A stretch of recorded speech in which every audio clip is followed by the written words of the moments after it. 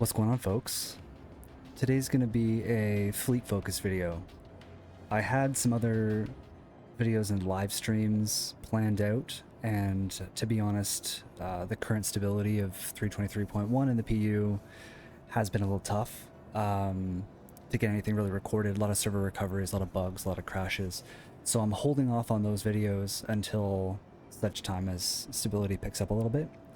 And so I have a couple of these kind of shorter videos based on very specific parts of the game that I wanted to get out, and I'm just going to kind of record them for the next few days, over the weekend, over this coming week, and just continue to put out these kind of smaller pieces, hopefully provide some information for people that they find beneficial. A lot of it's just kind of sharing stuff that I've wanted to in the game for a long time. So today is all about my pledge fleet, why I have what I have, why I didn't choose other things. Hopefully some of it's valuable to you as you're looking to grow your own fleet. Something I should say to start is that pledging is not needed in this game. I'll say this many more times in the future, but if you've never played Star Citizen and you've heard it's expensive, videos like the one I'm going to show you now can make you feel like that's true. And like you need to spend all this money, because some people like myself have spent money. I've been playing this game for a very long time, and I run a group, I create content. Buying some ships over time made sense to me. But you don't have to. You can buy everything in game, and the things that you can't get in game yet, you will be able to in the future. There's just a bit of a grace window. People who paid real money get to use it first before it becomes available for in-game money. If you want to support the project, there's a ship that you've flown for months or years and you're just in love with it and you want to have one of your own as a collectible, then by all means, pledge whatever you want. But you don't have to pledge stuff in this game. You can spend $45 on a starter package and just play and have fun and earn everything in game. I have 5 pledge ships, which means I own them with real money and I will never lose them if there's wipes or anything like that, or insurance or whatever happens in the future. I have 32 in-game ships because they haven't wiped ships in so long. And when the game hits 1.0, yes, anybody who has no pledge ships will have just a starter, but I don't see any problem with that, because once the wipes in the alpha state end and the game goes live, you'll be able to save up and accumulate money like you would in any other, RPG and an MMO. Just build up your fleet from there. So don't feel obliged to catch up with me or anything like that. These are just ones that really spoke to me. Something else to keep in mind is don't overdo it on your fleets. Just my recommendation. There's going to be upkeep costs, insurance costs, crew costs. Having a bunch of capital ships pledged as a solo player is likely not going to be beneficial. So if you're pledging because you want to support, go for it. If you're pledging because you think it's going to make you end game sooner or help you skip in-game content and get there faster, I don't think that's the case. I think you pledge it if you love it, if it really improves your gameplay right now. But I think in the long run that having a lot of pledge ships is going to actually be a detriment, especially when the game goes live. As an example, if you pledge a Hull C, a massive cargo ship, when we hit 1.0 and the game leaves alpha, you're not going to have enough in-game credits to fill that cargo ship for months. So why pledge it? Why not just start with something that can actually make you money? Again, just opinion. I'm not judging what people have pledged if you're watching this and you have a big fleet, but just my thoughts as we go into what I'm going to show you here. Okay? We're going to start with a small fighter. It's a heavy fighter in game, but it's small compared to the rest of my ships. And this is the Anvil FAC Lightning. I picked this one up as a dedicated combat craft. It's also my solo runabout. If I log in and nobody from my group or friends list is online, I'll just hop in this thing. It's good for PvP, PvE, anything solo in one system, potentially even 2, because the quantum range is pretty good. It has small storage. It's good for bounties, merc missions, all that kind of stuff. Because it has no interior, we don't really need to hop into it, but, it's a pretty standard fighter. You know what, we'll get in and we'll do the external camera thing so we can get a better look at it. Has a lot of guns. It's got good shields and armor for its size. You'll hear some people talking about it like it is a meta fighter. I don't believe in meta. I think that there are a lot of ships that can beat the Lightning. You get 1 or 2 Gladius and they're gonna just crap all over this thing. But it suits my playstyle. I like to either go stealth or go as a brawler. This thing is definitely a brawler when it comes to fighters. I think it's a really good looking ship. I look forward to some more kind of dark paints for it. I think this would look great with like a black or black and metallic paint. But she does the job very well of heavy fighter, runabout. You could do ground mercenary missions, you could do space bounties, you could do just about everything with this ship that you could do with a starter, with the exception of any box missions or anything that requires you to collect anything, because after all, she is a fighter. There are other options in her weight class. You can go with the Vanguards, which have an interior. They don't really suit my style. I'm not a fan of them, but they're fantastic ships regardless. And then there's lots of mediums to choose from as well. Of course, the Scorpius falls in the same heavy category. Again, cool ship, doesn't really do it for me. But that's why I have the Lightning, and I'm very happy I have her. And through wipes, that's typically the first ship that I jump into as something that's quick and easy and military spec to run with. Next up, we have the Drake Corsair, moving up a couple of weight classes into what we'll call a medium large, or a large medium, however you want to classify the Corsair.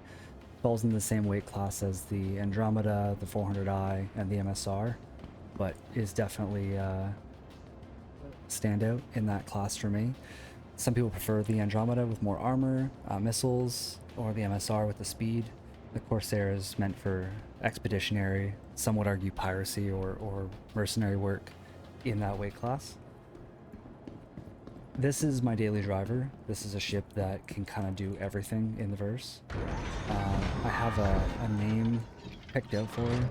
Unfortunately, I didn't manage to lock in one of the nameable Corsairs, so I'm keeping that name under my hat until all ships are nameable. But I definitely have one in mind, and I really hope that I lock it in. So the Corsair, you know, it's an explorer, it's a multi-role, it's great for PvE, cargo, expeditions of course, NPC bounty hunting, and ground mercenary missions. It's also great for a crew of 4 once crew bedlogging is back to live on board.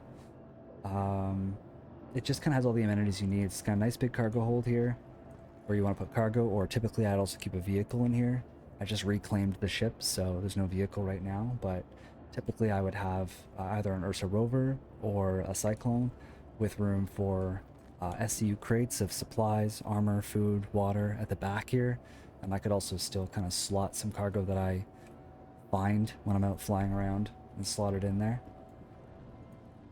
Move through into a dedicated engineering bay, which we know is going to be very, very important in the future, the very near future, with the resource network coming online with 4.0 this year. It's kind of all exposed in one room. You can have a small engineering crew, probably have 1. I like to picture like a Kaylee from Firefly, and they just run around in here and keep the ship afloat. Because she is focused more on combat and long range, does have a full armory. The best armory out of any of the ships in her weight class, in my opinion. Got racks for rifles, pistols, med guns, multi-tools, heavy guns, as well as suit lockers, which we know aren't functional yet, but once we can actually store things in here, the crew would be able to store heavy armor or heat, cold resistant suits in here. This is definitely something I've picked up for future functionality, where I think that with crew bed logging, resource network, better persistence, more star systems, this ship is really going to shine, in my opinion. She's not built for PvP combat. She's not really built for combat in general. Her armor is paper thin. She's got great shields, but a lot of forward firepower. So she's either designed for punching first or deterring borders, that sort of thing. It's not something I would take into, you know, oh, let's go do war, let's go do conflict zones, something like that. Not the ship I'd pick. but she is my home. I love living on board and you know, having dedicated bunks for each member of the crew. You know, they've got their own suit lockers, their own storage under the bed. Got a very utilitarian feel. Small kitchen, you know, place to kind of, this is a placeholder for fridges, so water and smoothies, food processor, put out some gruel.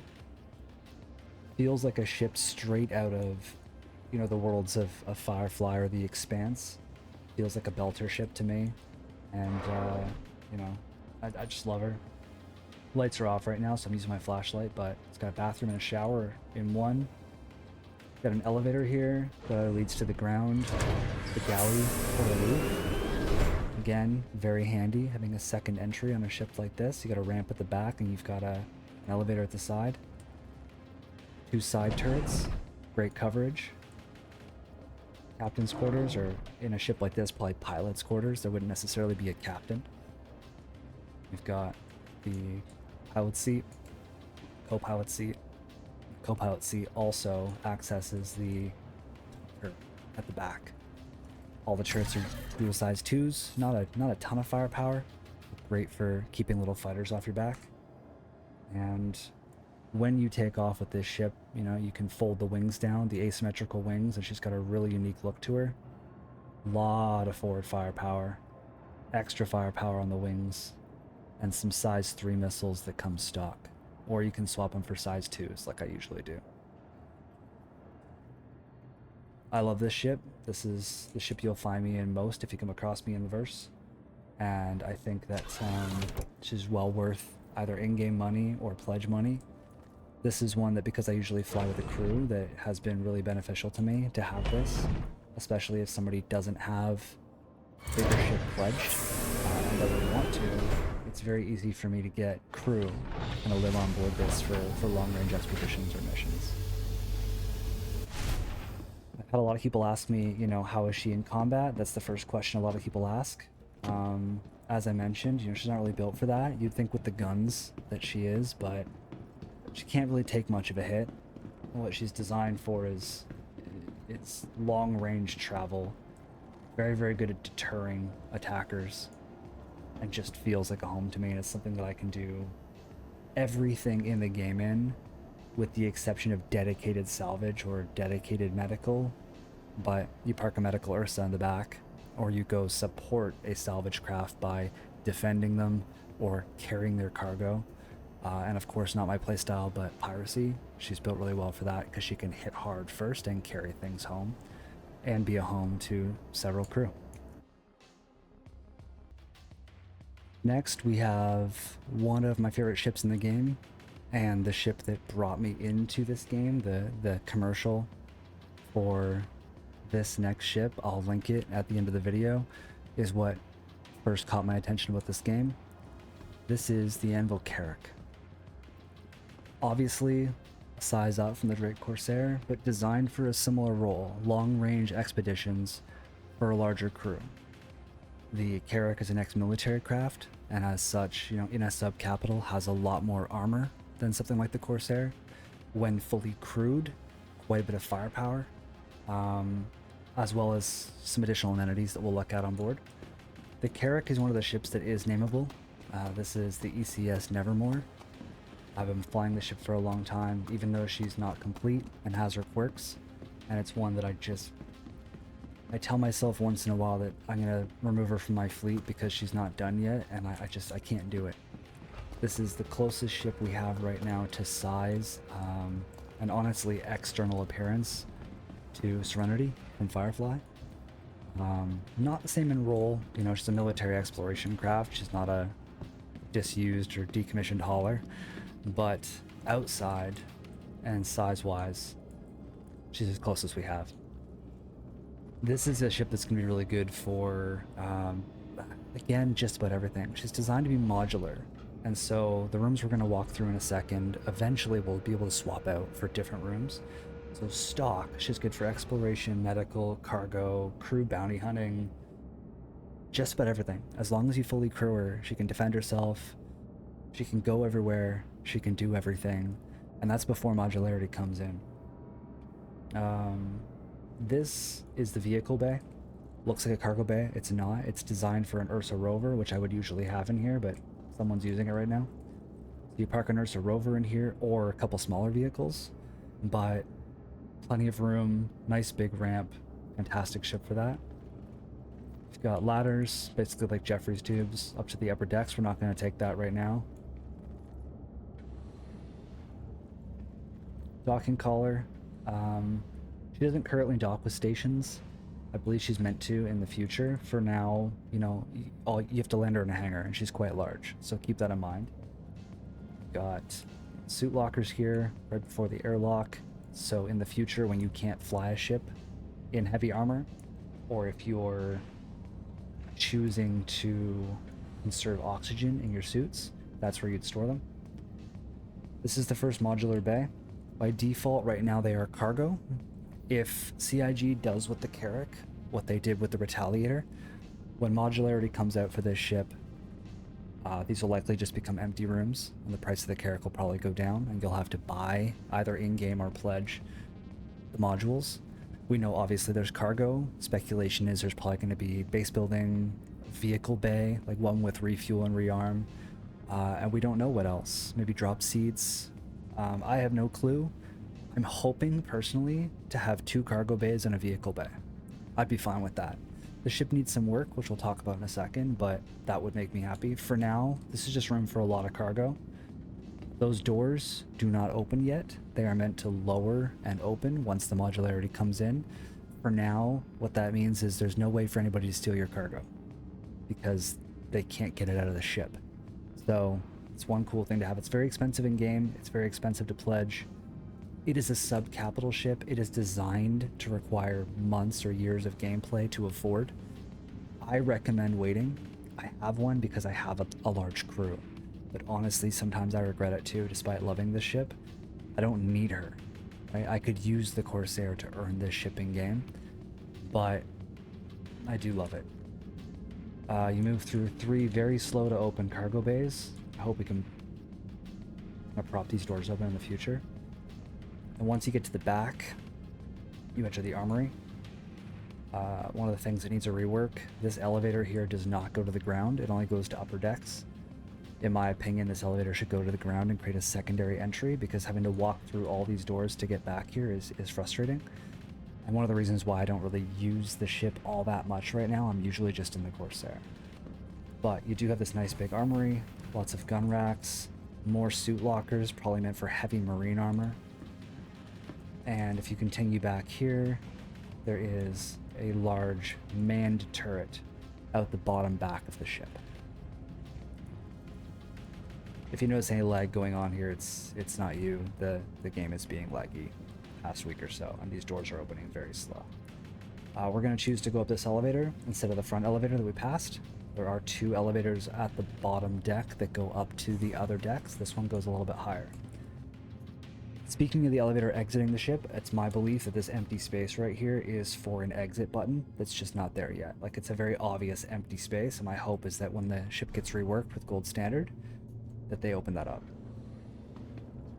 Next up you have habitation, which is also medical. I'll save my thoughts on the layout of this deck for future, but it is still a very cool ship. Full medical bay, tier 2 med bed, which with the changes to medical basically means likely more imprint storing, longer range, better service. But having a med bay here, which, you know what, I'm really low on water while I'm doing these tours, so I'm going to lay down and get some food and water filled intravenously, is really, really handy to have for a crew, especially if you're all living on board. Having that amenity available is phenomenal. And because she is an ex-military craft, she kind of has to have the amenities for a full crew. Doctor's office does nothing yet. We don't know what this is for in the future. I hope that it does something. The storeroom, these should open in the future. It looks like it's got water, medical supplies, med guns, etc. You'd be able to stock up for your ground operations and just kind of keep that stocked with money. Go to a station, refuel, rearm, repaint, repair, restock would be a great one, where your fridges would just kind of be restocked by the NPC crew as opposed to having to do it yourself. On habitation, I'm not going to go through every room in this video, but you have the amenity room. What do they call this room, actually? Crew quarters. So you have the pool table, which of course does not function yet. And then because it is, as I've said, military, it has a very, very military style bunk room for the crew. Bathroom. There's a galley directly across that doesn't function yet. The fridges don't open, the food processors don't work. That's all future content. But once that is working, that's going to be absolutely huge for gameplay. Full captain's quarters, so you can bed log. Screens here will eventually work and let you, let's say, take comms in your office while your crew is flying the ship, which will be huge. You've got your own bedroom, your own bathroom, and places to kind of store your knickknacks and collectibles that you found throughout the verse. Nice big expansive bridge, 3 seats, pilot, 2 co-pilots. You could have like a comms officer, co-pilot, and pilot. So if you're out on a long expedition, somebody else could take over. 3rd elevator, this one just from the lower bridge to the upper bridge. Little jittery there, that's pretty standard in the game right now. And you have the upper bridge, which, in my opinion, when they rework the ship, this upper bridge might not be necessary.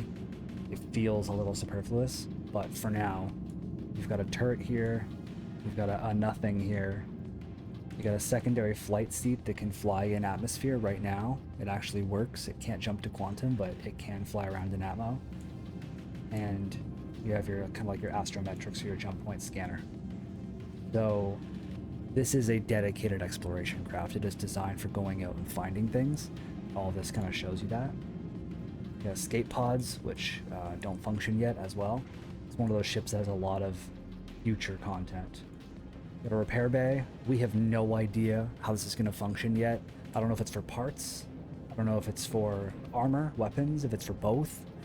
It's just cool knowing we're going to have that when a lot of other ships don't. It's a nice feature in a fleet. You got a drone room. Again, we don't know how exploration drones are going to function, but my hope is they function kind of like Limpet drones did in Elite Dangerous. So arrive at a site, deploy drones, and they can scan or grab or, analyze information. Or potentially surface scan would be cool. But that's what that room is for. You've got a hangar. One of the major features of this ship. She's big, she's cumbersome, and she's not ideal for landing and taking off multiple times. Some guys do it. They fly theirs and do bunkers. I do not. This is a ship that's designed to enter upper atmosphere of a planet, in my opinion, and send the crew down in a shuttlecraft. And right now, that gameplay doesn't have a lot of demand, because everybody just wants to land their ship and get out and do stuff. Once there are more hostile planets or further out areas that are hard to get to, I believe that this is the kind of thing that will really shine. Hangar can be opened internally, or if you have a keybind from the bridge, you can do that.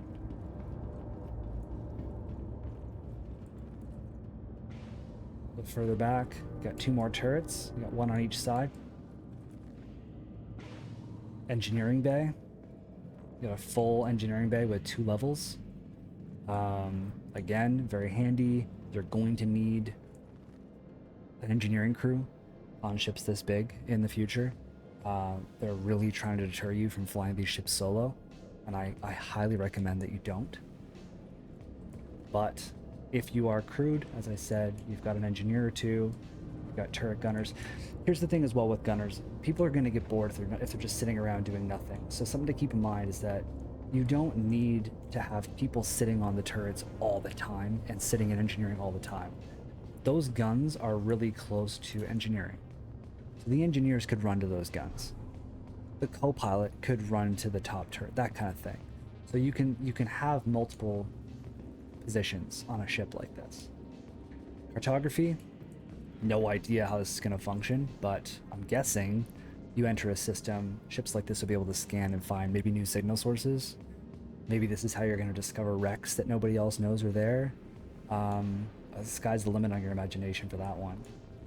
And then, she does have an exit out to EVA, so you can get out onto the roof. There's more suit lockers. Another way to exit the ship and, explore what's around you. This really is like a do-everything ship. Even without modularity, she's incredibly versatile. But once modularity comes in, engineering is in, resource management is in, multiple systems are in, the ship's been gold standard reworked, etc., I could see myself being in the Carrack a lot. If my crew are able to log out on board, or I'm able to log out and they're able to keep flying, and I could have an XO or something who are, you know, in command of my ship from that point on, I think that I will use the Carrack so much more in that situation. She shines in combat as well, as long as you are fully gunned. A lot of armor, a lot of shields, really tanky. You put all power to shields, she's very hard to kill. And the turrets have really good coverage. So even though she is an exploration craft, I look at it almost sort of like the Enterprise. Not saying for the Star Trek fans that she's anywhere near the size of the functionality of the Enterprise. She is a long-range exploration craft. Could be the smaller flagship of a smaller group. And while she is more defensive than offensive, she is covered in defenses. Once these pods lower and open, a lot of functionality. If an elevator eventually comes to the ground, from here, a lot of functionality. And just all in all, a really cool ship. So, if you're out in the verse, you're scanning, you see the ECS Nevermore, stop by, say hi, or, you know, if you're hostile, good luck, because I'm always fully crewed. Now, second last here, we have one of my favorite looking ships in the game, one of my favorite ships functionally in the game. She has some flaws, isn't complete yet, which is a running theme here, and I have chosen to name her, as the name can be locked in, the Wild Endeavor. And this is my Aegis Reclaimer. Now, don't let the bigger hangar here fool you. This ship is much bigger than the Carrack that we just looked at, but the Carrack was in a smaller hangar and felt massive. The Reclaimer is, I argue, a capital ship. Some people say she's not really a capital. She doesn't have capital components at the moment. But size-wise, she's the same size as the RSI Polaris, which we'll talk about in a minute. And so my speculation is that when she gets reworked, that she's actually going to get bumped up to capital class components. For now, she basically has double of everything of a large ship. She's got 3 large shield gens, she's got 2 large power plants, etc. This is a industrial salvage platform. She doesn't have the fuel to reflect that, which is one of my gripes about the ship. She has the fuel of a much smaller ship and only actually slightly more than the Corsair does. I think that's probably an error in the code. My hope is that that's something that gets balanced, because this ship feels like something out of the Alien movies. It feels like a ship that would go out long haul, leave Stanton for weeks, and head out into the black to find whatever she can find. But this ship is designed with the purpose of finding things and stripping them down to parts. It's the best moneymaker that I have. If you're into mining, that's awesome. I'm personally not. Mining and salvage, though, are the 2 kind of industrial loops that we have right now. I find salvage more engaging, and I just really love the vibe of this ship a lot more than any of the current mining ships. I'll tell you about her flaws in a second, but her positives are very big, very tanky, crew room for 6, more than enough guns to get involved in defensive combat.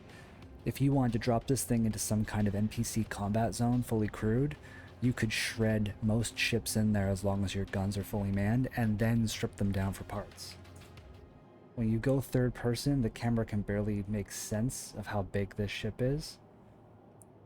Reminds me a lot of the ship in the first Alien movie, although, you know, obviously there's the name of mine right there. Kind of looks like a spider, just crouched there and waiting. Some of the things that don't work yet, the back cargo hatch there doesn't open yet. The drones don't work yet. The salvage pods don't work yet. You know, the crew can't log, which we talked about already on the Carrack and the Corsair. The galley doesn't work yet. But just one heck of a ship, looks-wise, and I believe in the future functionality of the ship. Once the fuel thing is corrected, I believe that a crew of 6 could live on this ship for weeks. You could do cargo, because she's got a massive cargo bay. You could do defensive NPC combat. You could do salvage, of course. And you could do exploration if she got enough fuel for a capital ship. Being able to go anywhere in the verse, land wherever you want, do whatever you want, defend yourself from whatever you want. She's just very versatile in use. However, incredibly slow, very sluggish, especially in atmosphere. Not something you want to be flying in and out of planetary systems very often. She's a deep space ship. Starting from the bridge, you've got the two arm operators. These are the salvage operators that you would strip the hull off of ships. I'll link a video below of me and my crew doing salvage a couple weeks ago, so you can get a feel for what that's like. I really enjoy it. And it's not just stripping the hull from here, or munching the ship, dissolving and munching the foundation once you're done stripping it. It's also all the parts. Not taking into account the fact that the economy's not fleshed out yet and the parts aren't worth much. Eventually that will be kind of balanced depending on their quality. So being able to find a derelict ship, like say a big one, like a Javelin, float over, go through the ship in EVA, find cargo boxes, loot, guns, food, water, take it all out, then have your crew start stripping parts off. So stripping off the ship weapons, the shield generator, all that stuff, put it in your cargo hold to sell or keep, and then start salvaging the ship. It's a really fun, immersive game loop for me. Once you leave the bridge, if the door decides to open,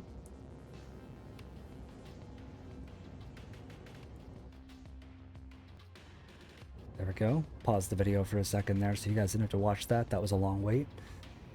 We have the operator room. This is remote turrets. Scanning. More remote turrets. More scanning. So if you want to run a skeleton crew of 3-4 people and run to the guns to defend yourself, totally viable.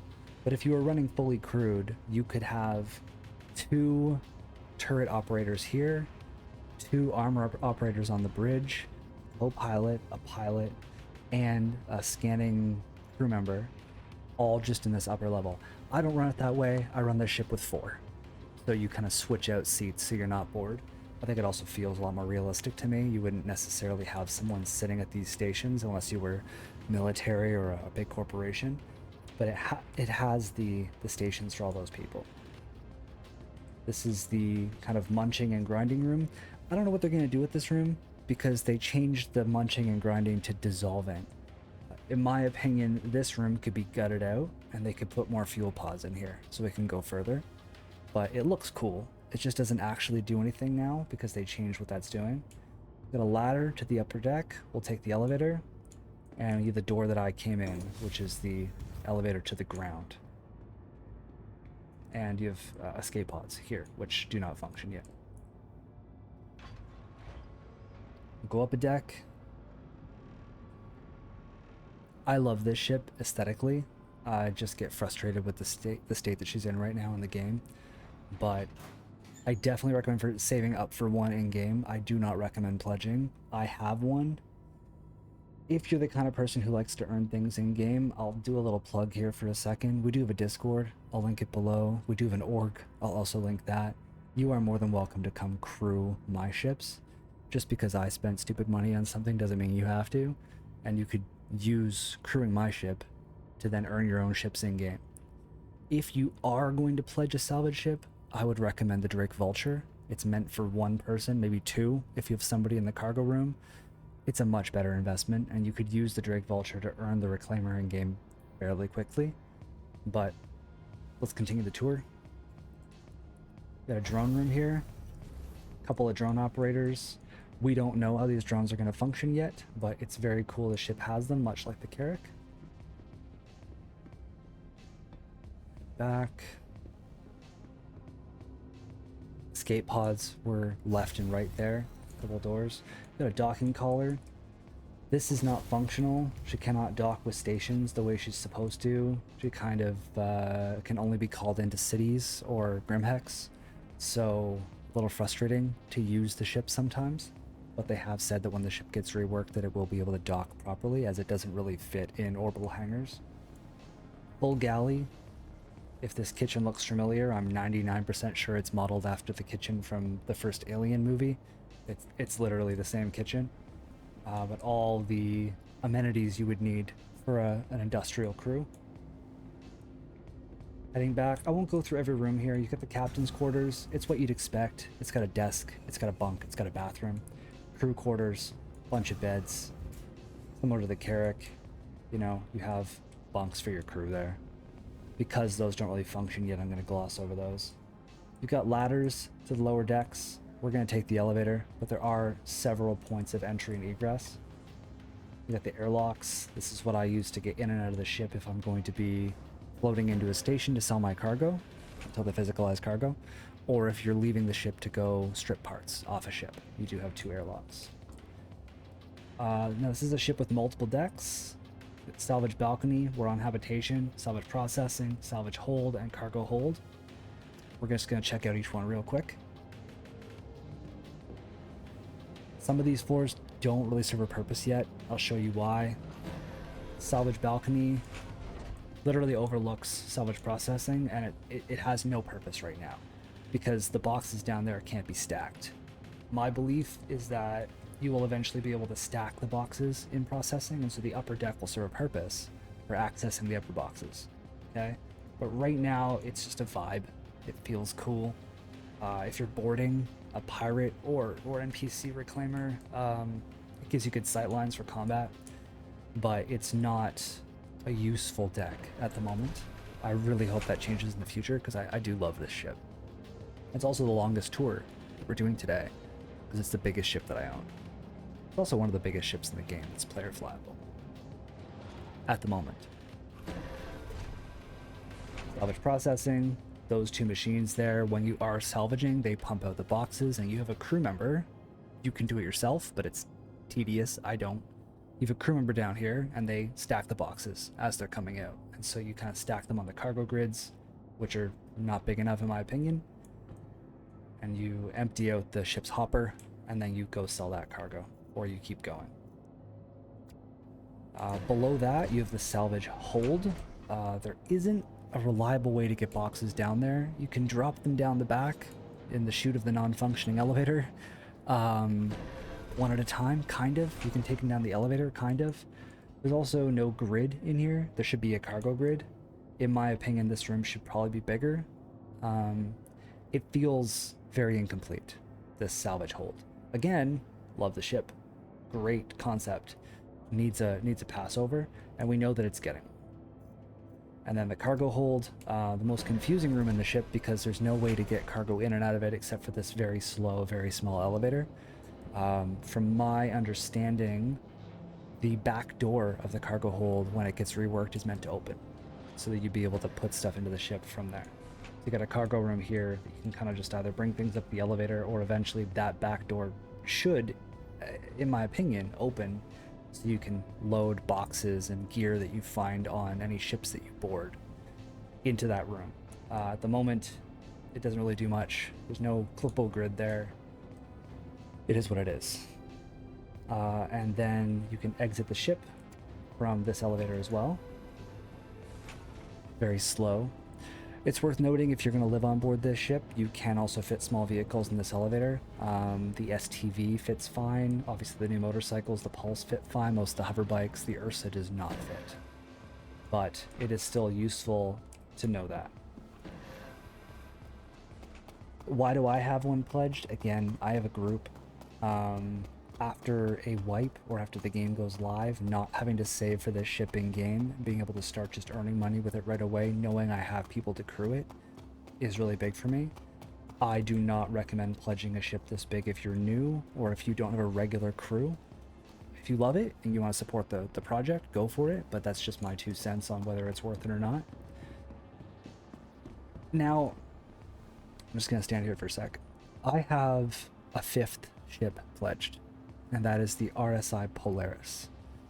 There's been a lot of hype around it recently, and I'm going to do a whole video on the Polaris concept next week. However, long before all the hype, back when it was just early concept and limited concept, I picked one up for our crew. It was a splurge. It was a silly thing to buy. It is a capital-sized Corvette. It is the closest thing in role that we will have in the game to the Rocinante from The Expanse. Much bigger, much slower, but it's a fast attack Corvette. Capital-sized, gorgeous ship. It isn't in the game yet, which is why it's not on my screen right now. It is a very large, roughly the same size as the Reclaimer we're just in, but wider, little bit longer. Another hangar for fighter, medical bay, crew quarters, lots of turrets, lots of torpedoes. The loaner for it's a Hammerhead, which I never use. It's stored at a different station right now, but that's the 5th ship in my fleet. So why did I pledge anything? Because I love the game. I believe in the project, and I see the development moving at breakneck speed. I think that this is going to be the game that I spend all my time in. I don't play anything else. I have a couple of Xbox games that I play from time to time, but they're nothing that I actually, you know, spend any time in or try to develop my character in or anything like that. The ships that I have are designed for me and my crew to use them on a regular basis, and I have everything small, medium, large, large, and extra large, and everything else I earn in-game. I fly the Redeemer a lot, that's an in-game. The Eclipse a lot, in-game. Avenger, Retaliator, all of those are ships that I save up for using these ships that I have pledged. So when hangars become a thing, I'll have a large hangar, all my stuff will live there, and these are the ships you'll see me in primarily until I earn more stuff in-game, the parts to fully equip these ones, level them up, etc. That's it. That's the video. I wanted to kind of get these reasons and ideas and theory crafting of these ships off my chest. I also had no idea what to stream this week because Star Citizen's being very laggy and buggy, as you saw from how many times I had to pause this video while doing it. So what are your thoughts? You know, do you think that the ships that I picked are good choices, or would you have picked different ones? Do you have more pledge than I do or less pledge than I do? Do you think that mining is better than salvage? Basically, this is me trying to get you to engage in the comments below, but I really do care. I like those conversations. I like knowing when somebody has 50 ships pledged or 1 ship pledged, or they chose Anvil over Aegis. Whatever it is, feel free to engage. If you don't typically leave comments on YouTube, I will leave a link to our Discord. I'd love to have these conversations in our fleet info channel. And I guess last but not least, I came back to making these videos about 3 months ago. I had taken a 2 to 3 year break from making content when I used to do so in Elite Dangerous almost exclusively. And in 3 months, those of you who watch me regularly have taken me to the point where I could apply for partner. Hasn't gone through yet, but the engagement and the support and the interactions that you've given me for these kind of nonsensical little unedited and unpolished videos that I put together has been phenomenal. And so, all seriousness, thank you very much. And I will make 3 more of these over the course of this weekend and next week, and I will return to my live streaming schedule after the next patch, hopefully when things are a bit more stable. As always, thanks for watching, and I will see all of you in the verse.